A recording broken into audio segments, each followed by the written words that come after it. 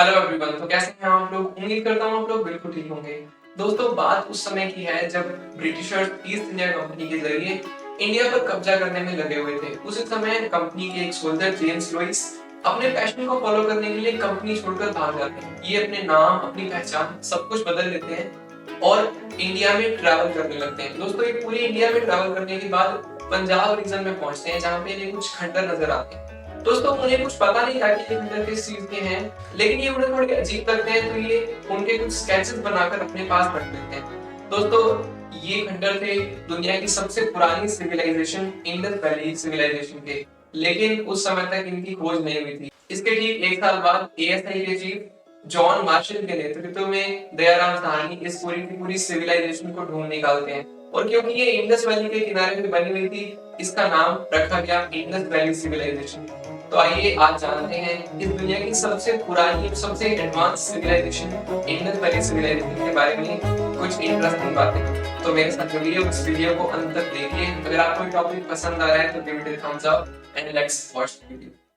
दोस्तों, जब Indus valley civilisation की खोज हुई तब और भी सिविलाइजेशन थी जिन्हें ओल्डेस्ट सिविलाइजेशन कहा जाता था, जैसे कि इजिप्ट, मेसोपोटामिया और चाइनीज।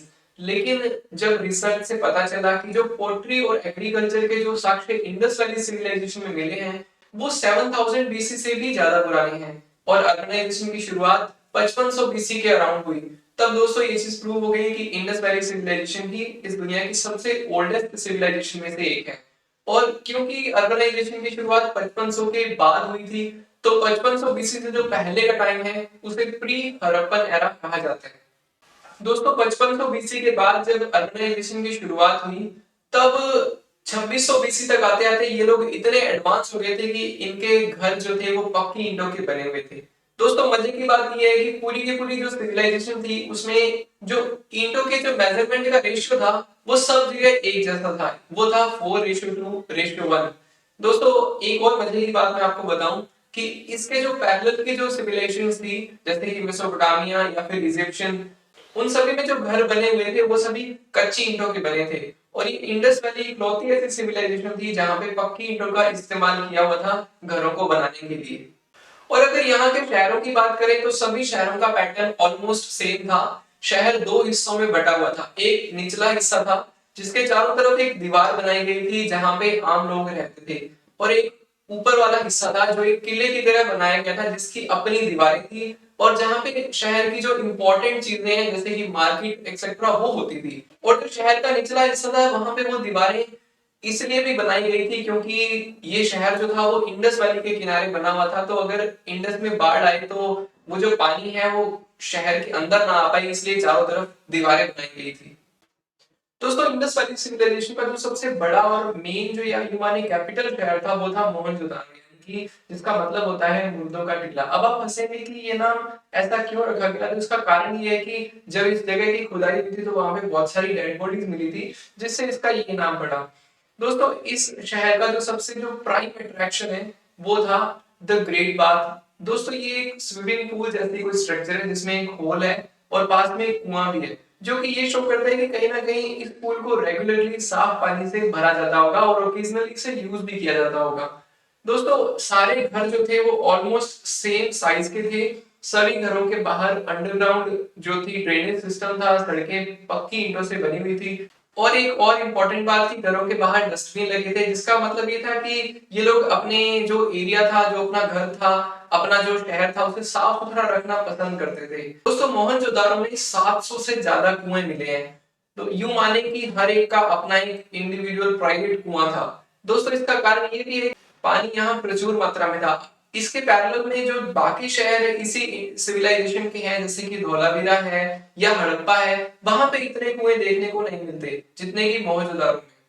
दोस्तों, बहुत सारे आर्टिफैक्ट्स भी मिले हैं इस शहर में, जिसमें कि कांसे की वो नृत्यकी की मूर्ति जो कि वर्ल्ड वाइड फेमस है। दोस्तों, वो मूर्ति कहीं ना कहीं इनके कल्चर में डांस और म्यूजिक की प्रेजेंस को बताती है। दोस्तों, एक और मूर्ति मिली है जिसमें एक लड़की अपना एक हाथ कमर पर रखकर खड़ी है, जो कि ये रिप्रेजेंट करती है कि वुमेन की कंडीशन भी इनके टाइम में इतनी खराब नहीं थी, वुमेन अच्छी कंडीशंस में रह रही थी। दोस्तों, इन सभी बातों के बाद भी इंडस वैली सिविलाइजेशन में कुछ ऐसी चीजें हैं जो इसे बाकी की जो पैरेलल में सिविलाइजेशन है उनसे अलग करती है। जैसे कि इस वाली सिविलाइजेशन में टेम्पल्स या फिर रिलीजन को कोई जगह नहीं मिली। पूरी की पूरी खुदाई में कोई भी टेम्पल नहीं मिला। दोस्तों इसके जो पैरल की सिविलाइजेशन है जैसे कि इजिप्शियन या फिर मेसोपोटामिया या फिर चाइनीज, इन सभी में रिलीजन बिल्कुल एक आम बात थी, लेकिन इंडस वैली में इसका कोई साइन नहीं मिलता। दोस्तों इतनी सारी बातों को जानने के बावजूद भी हम इनके बारे में ज्यादा कुछ नहीं जानते, क्योंकि हम इनकी लैंग्वेज को अभी तक पढ़ नहीं पाए हैं।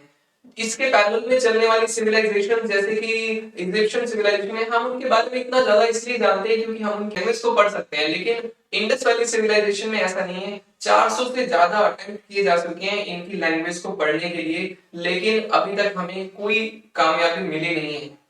दोस्तों इस सिविलाइजेशन का एंड कैसे हुआ, इसके बारे में आर्कियोलॉजिस्ट की अलग अलग राय है।